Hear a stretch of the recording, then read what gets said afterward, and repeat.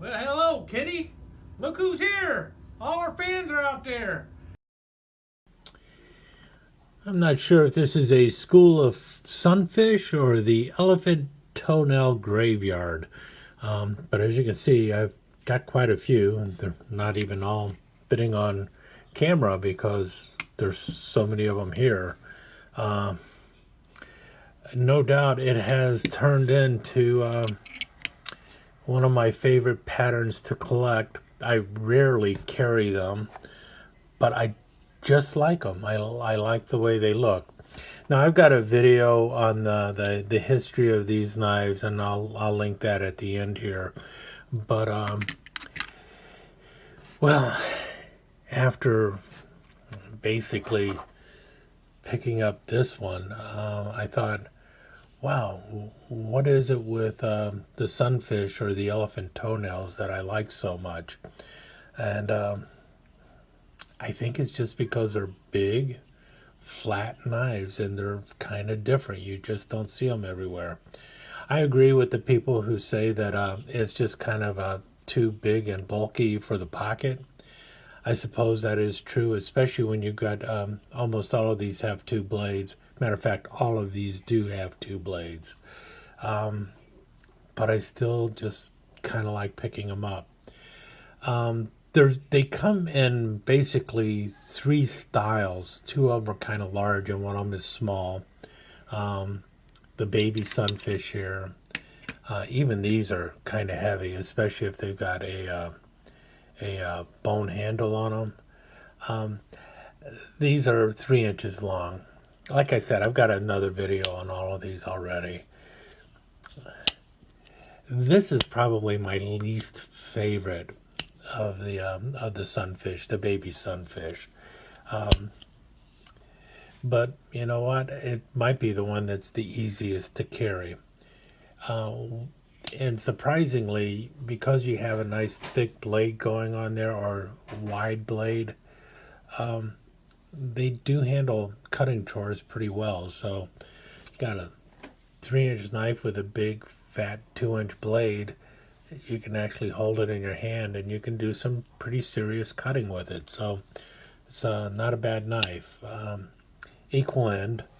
And then you have the other one, which are the jumbo sunfish, which are the long, about 4 1/8, 4 1/4 inches long, equal end again, and now you have a 3-inch blade. I like the ones that are kind of wide and kind of spread out. You also have the ones that are relatively straight. You see that? I like the ones that Rough Rider uses. I like the blades that have that wide belly going on as opposed to a straighter spear blade. Either blade is pretty good though when you get right down to it. This was one by across the Koi River, and I picked that one up because of the blade edge. It's not the best blade edge, and well, they got the elephant on there and everything, which is pretty cool. So I guess this one would be considered an elephant toenail, even though this one here, which is the same frame and everything, is suddenly a sunfish. And this is by Kissing Crane. It's one of my favorite ones from Kissing Crane. Glug, glug, glug.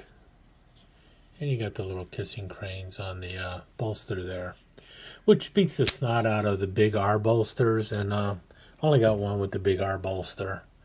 And that one has the cleaver blade and the they called it a cleaver blade. I like to think of it as a modified sheepfoot blade. And it also has a small Warncliffe blade as a secondary blade. It's a fun knife though. It's harder to use the Warncliffe blade because of how wide the sheepfoot blade is. I would love to see this Warncliffe blade on a regular old sunfish with its normal blade, because this blade doesn't go up as high. And they usually always have a secondary pin blade. Of course, not the case with the Trixie and Milo knives. These are kind of interesting because you notice the way those are. This is the front side of both knives, but if you notice, I guess they weren't paying much attention when they started slapping things on, because really this should be the front side of the knives, if you think about it, because of the way the blade is sitting. So, but they have this being the front side of the knife. And notice the way the cat is on here. So the cat, is the cat upside down, or is the sailor girl upside down? I don't know. Anyway, the secondary blade they have on here is the cap lifter. I don't think the wire stripper portion works too well, but the screwdriver portion works well, and the cap lifter is excellent because it's like a big fat Swiss Army knife style cap lifter going on. And then the secondary pin blade, again with a little bit of a belly going on there. These are really getting hard to find now, the Trixie and Milo ones. I wish I would have picked up more of them. They also had one with like a skull and crossbones on it. There was an Ace of Spades one, and a couple other ones. I think they had 5 or 6 total, and they all came with a really cool box. If you haven't seen the box, I have a video on the Trixie and Milos too. Maybe I'll link those to Mac the Knife, a genuine Trixie and Milo product. I'll link those also at the end of this video. So what am I really trying to get to, seeing how I've already been rambling on for 6 minutes and 30 seconds? The ones I like the most, I guess, and that's the ones that are not equal end, and these are kind of in between in size. These come in right at 3 7/8 of an inch or 4 inches, and it's the these are the ones that Rough Rider call the Elephant Toenail. They call the when Rough Rider makes them, this is the large Sunfish. I think these might have also been called Jumbo Sunfish or Jumbo Elephant Toenails at one time. The large equal end ones, and then they call these their baby Sunfish. But this one, the one that is kind of egg shaped, or what's actually referred to as a sleeve board shape, this is the pattern I like the most, and this is the one that Rough Rider called the Elephant Toenail. And unfortunately, this is the one that I have the fewest examples of, and all of them are from Rough Rider. Got that one. Got it in the tortoise shell, and then Trash Panda. Yeah, somebody asked me about Trash Panda, if I had a Trash Panda story, and actually I do, but it has nothing to do with knives.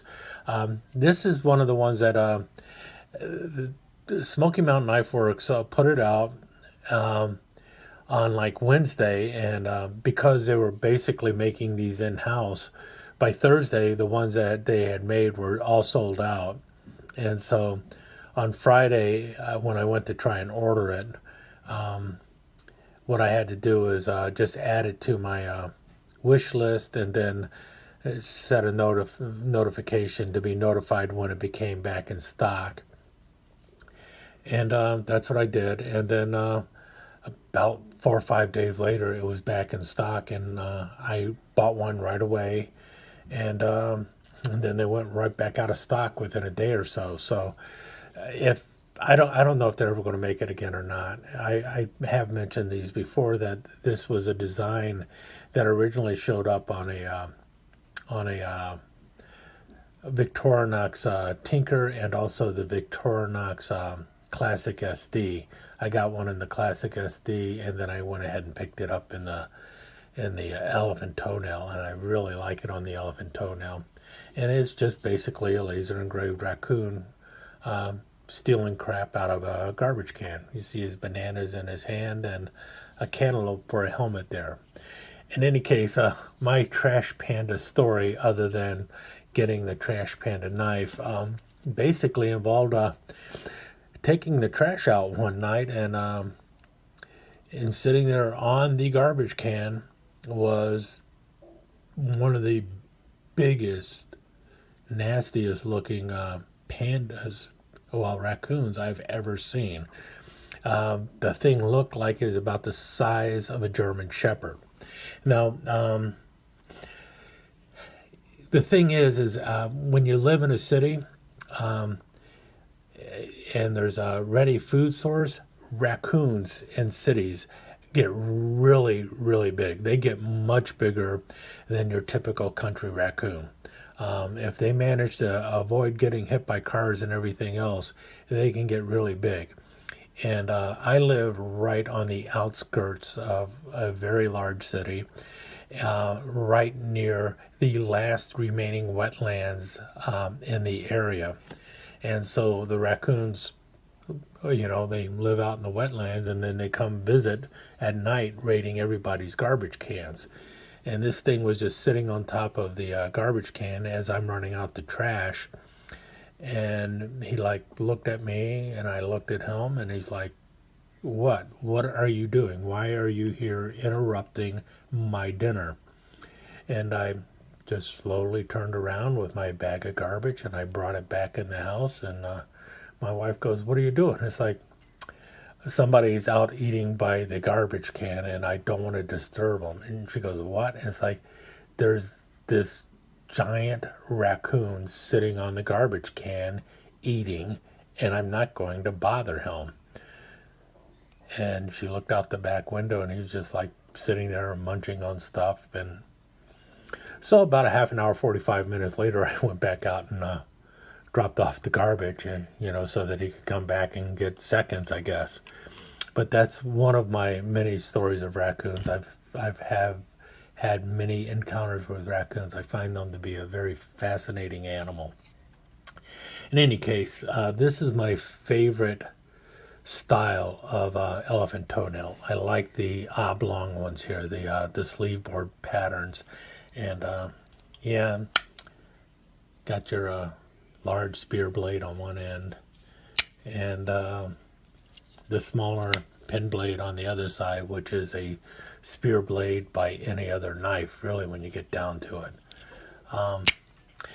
And it's because I really like this style, that's why I went ahead and picked up the Rough Rider Reserve Rhino Tow, even though I wasn't too crazy about the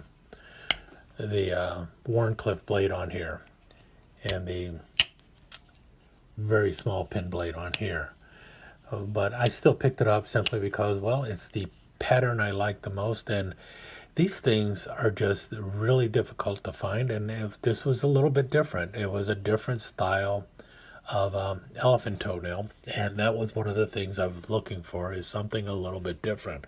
That's also why these, when I saw them, it's like, wow, those are pretty cool. But I was also going like, wow, those are a lot more expensive than what I get from Rough Rider. You know, the Rough Rider ones, these were like $14-15, and these were like $24. But it's like, you know what? I have never seen a cap lifter screwdriver on a Sunfish, so I'm going to pick it up, even at $25, and that's why I got them. And that's one of the things that if you want to start collecting Sunfish, you better get ready to pay money, because they are not cheap. You have to really seem to fork out some money once they go out of production. So right now I think these are going for like $15-16 at SMKW, but once they're out of stock, they're going to be like $25-30 on the aftermarket. Same thing with the little 3-inch ones and the other ones. They just go up in price, and those are the ones made in China. Don't even think about trying to find any style of Sunfish or elephant toenail that is made in America for anything less than around $100. They tend to start around $100 and just go up and up and up. And part of the reason for that is because, like, Case is not currently making one. Great Eastern Cutlery occasionally makes one, but they start around $150. Baron Sun, they're not making a Sunfish or an elephant toenail. Colonial, another USA knife maker, they're not making them. So everything out there is not in production currently, and they're just very difficult to find. I think when knife makers make them, I don't think they make a lot of them, and once they're sold out, they're sold out. And then on the aftermarket, the people who really want them are willing to pay high prices for them, often more high price than I'm willing to pay for them. So, and I know there's a few other people out there in the knife world who are also avid collectors of Sunfish and Elephant Toenails. So when you start looking at things like from Bulldog and stuff, even those, the ones made in Germany, man, $200, $150 or something. So I really wish somebody would start making them current. Someone would start doing current productions of these so that we could get a lower price on it. And I would like to see a few differences in the world of Sunfish knives and Elephant Toenails.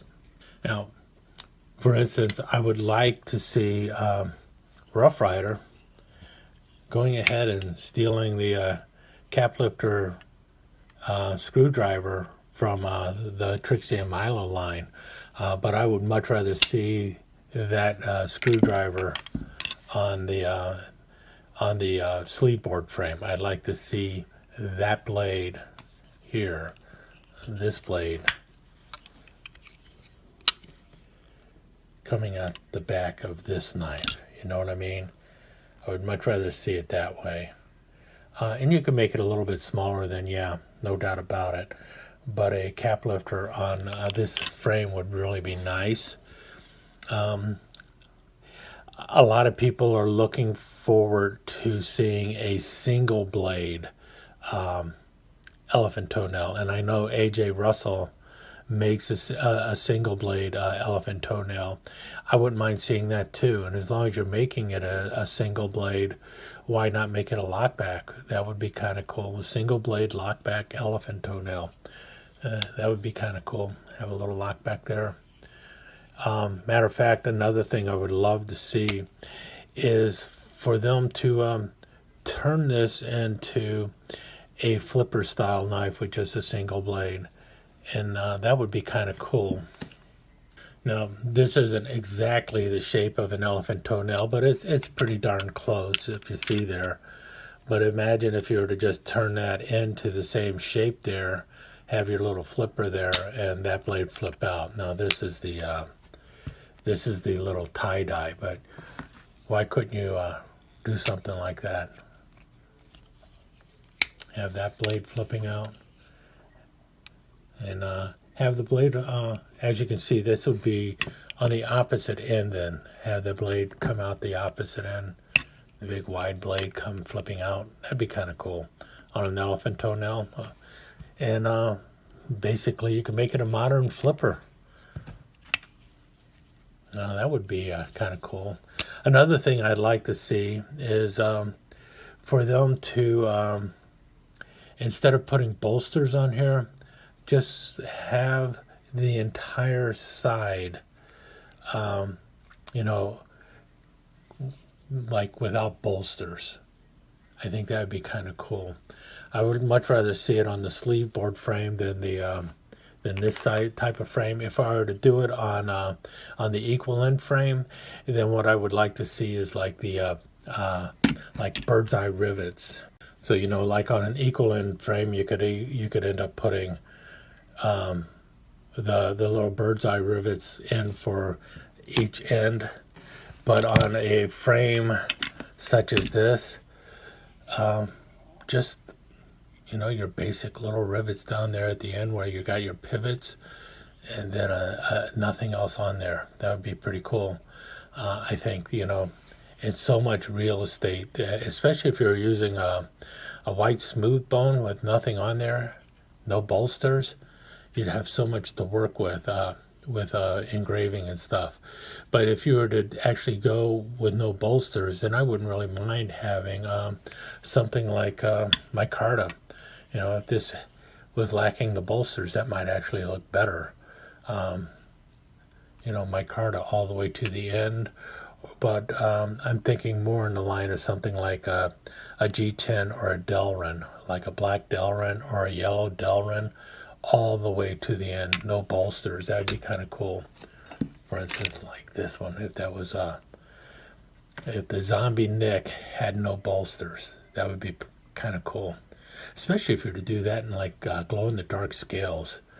Another thing I would like to see, and I actually sent a note to Rough Rider about this one, is thinking of other things to replace the back blade with.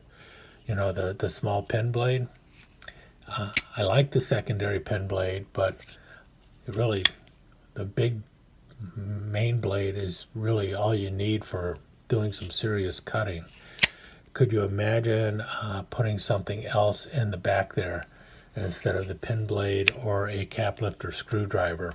And one of the thoughts I had was one of those folding whistles, because I think that would work. You could put a whistle in the back here, see, like that, and it would flip out.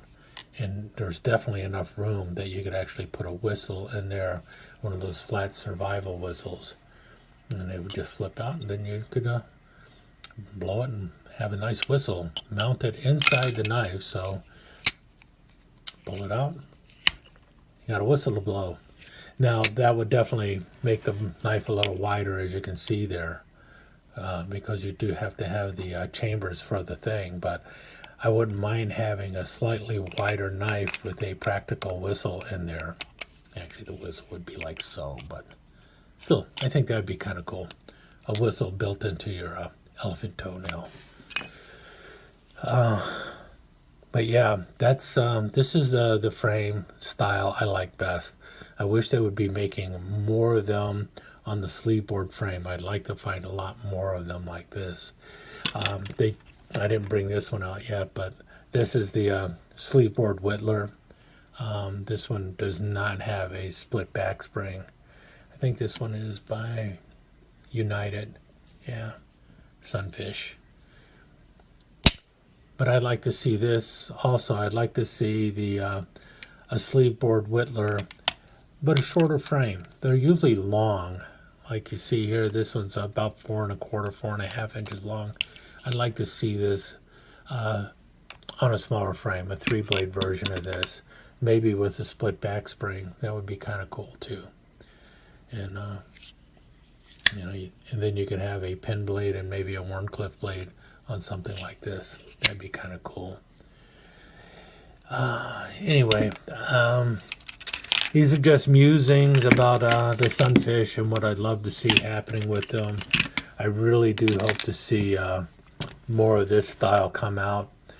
And I definitely want to see something other than the secondary pin blade on some of these knives. But the I think the best blade for the main blade really is the spear blade. If anything, maybe you could do a funky kind of clip or something, but really the large spear blade is probably the best blade on this thing, or this style of knife. I think there's a reason why that's usually what you see on there. I do like the straight pull on these as opposed to the other kind of nail nicks that they have on the other two frames too. I'd much rather see a straight pull on all blades on these things. I think it's big enough for them. Any case, I guess I've rambled on enough about my Sunfish, but they really have like turned into one of my favorite patterns to collect. Like I said, I don't carry them a lot, but I really do like collecting them. In any case, I'll let you go.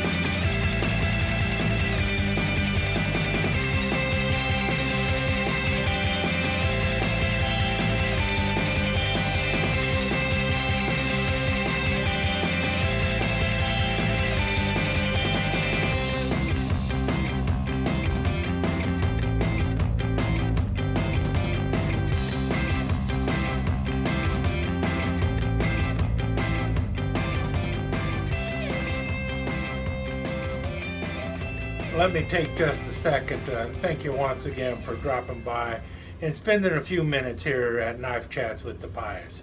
I really do appreciate it, and I do appreciate any comments that you leave. So please remember to give me that thumbs up, and also don't forget to subscribe and ring that notification bell so you'll know when the next episode is up and running. Thanks again for dropping by. Really do appreciate your time here.